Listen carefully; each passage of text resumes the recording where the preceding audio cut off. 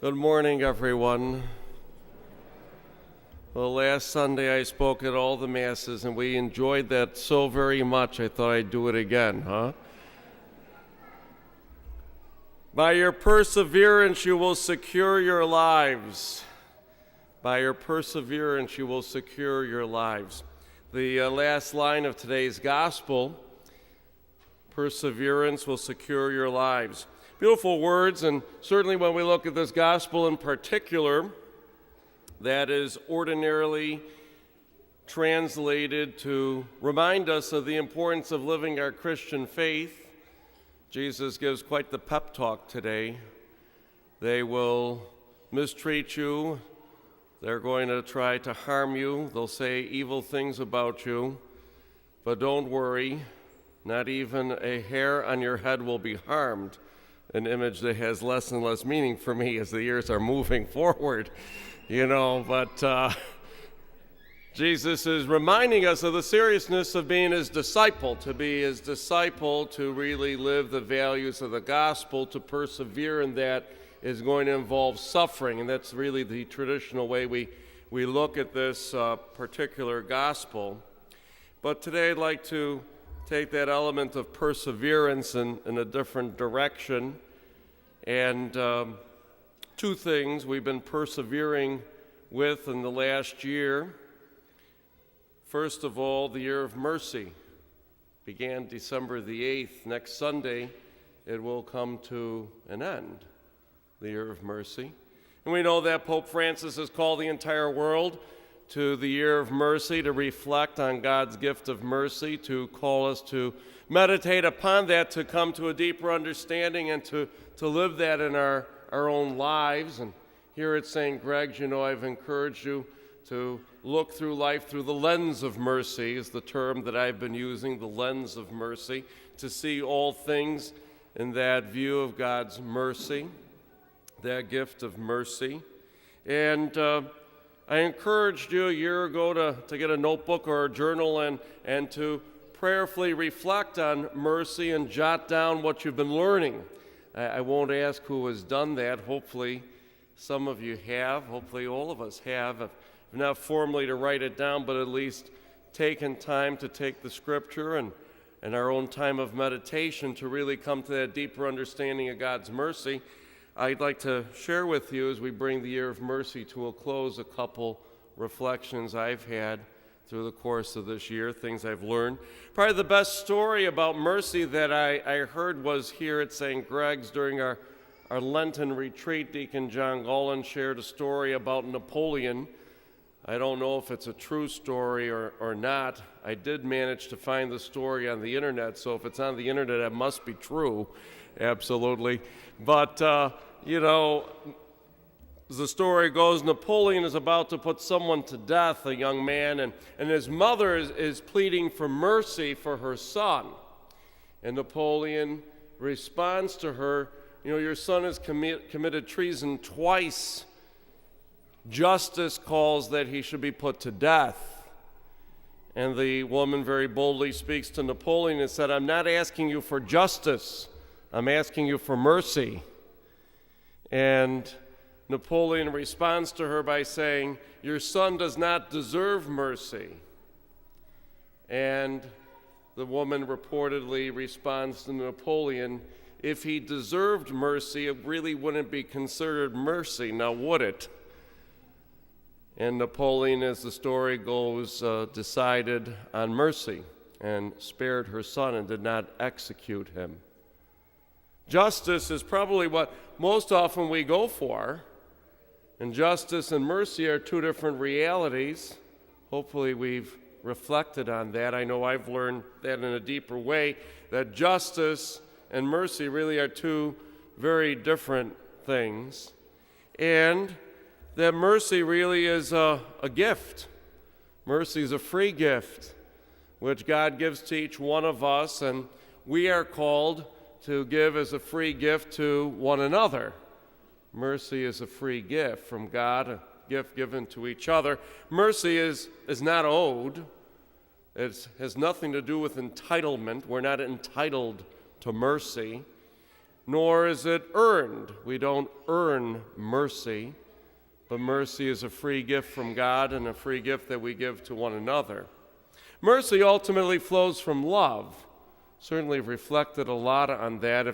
If we do not have love and know how to live that life of love, we will not even be able to understand the importance of mercy, let alone live that gift of mercy or accept it.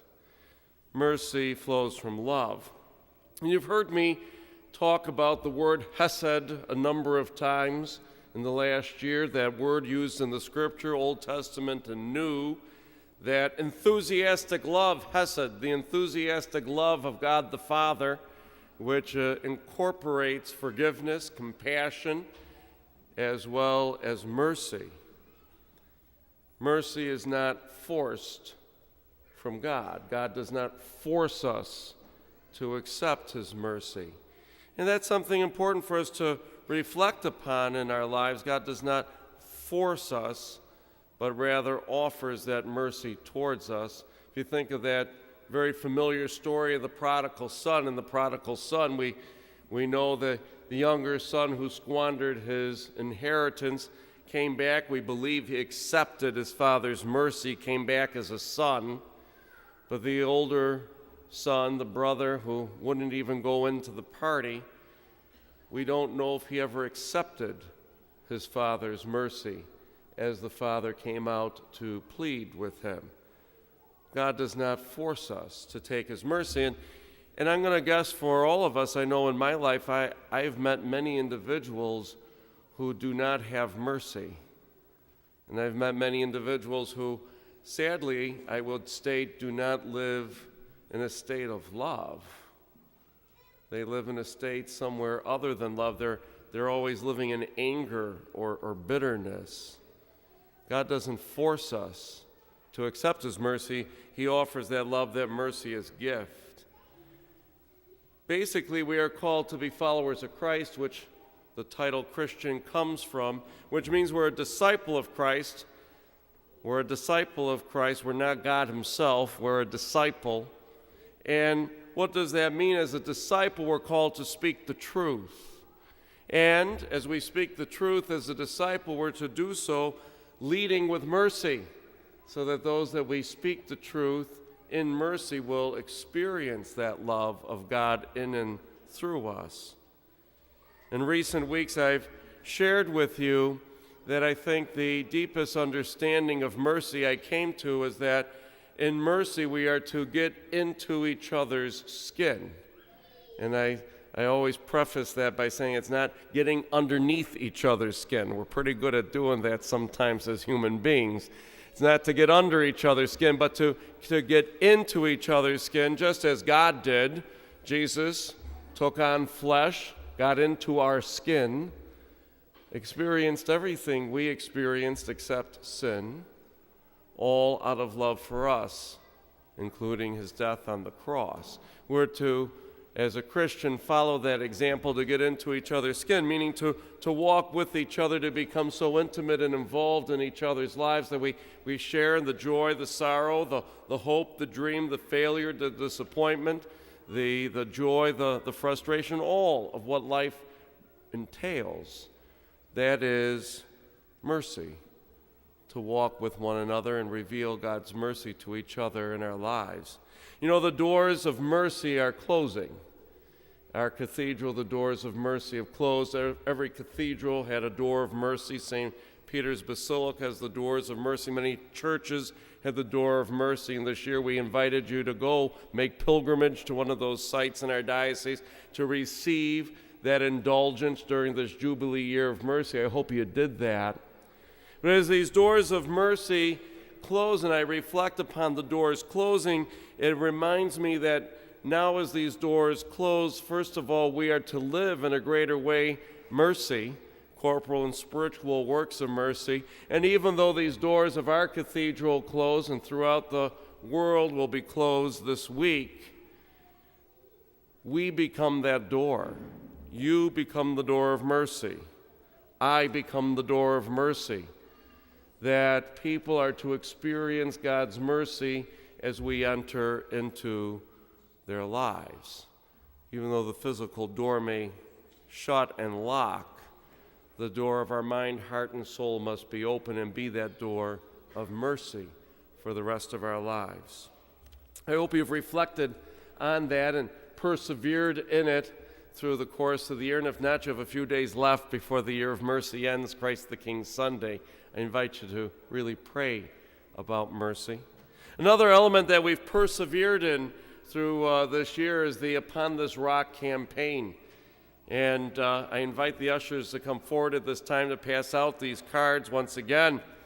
And I'm sure all of you have heard it said, don't shoot the messenger, right? I want you to keep that in mind right now. Don't shoot the messenger. But part of the program, as it's been outlined for us to follow by the diocese, is that 2 weekends in a row you'll get to hear from me about Upon This Rock. And this, if you will, closes the campaign here at St. Gregory the Great.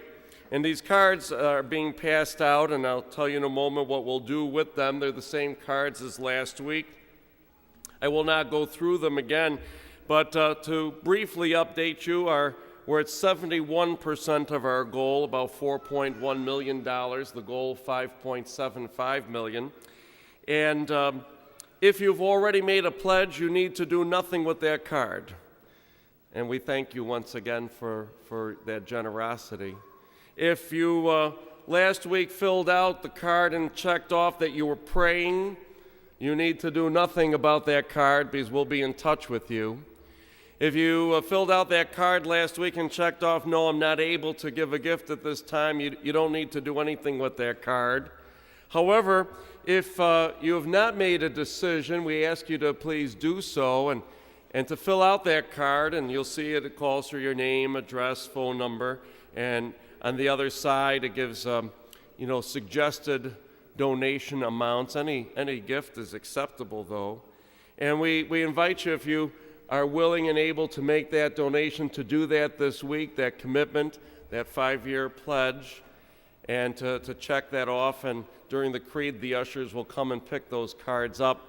Similarly, maybe if you've changed your mind and said, I would like to speak with one of the priests about this, fill that card out, check off praying, and we'll get in touch with you.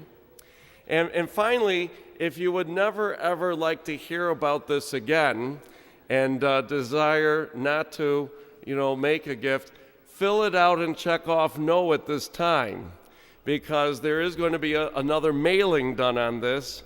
And if you have not filled out one of these cards or met with us, you're going to get that mailing.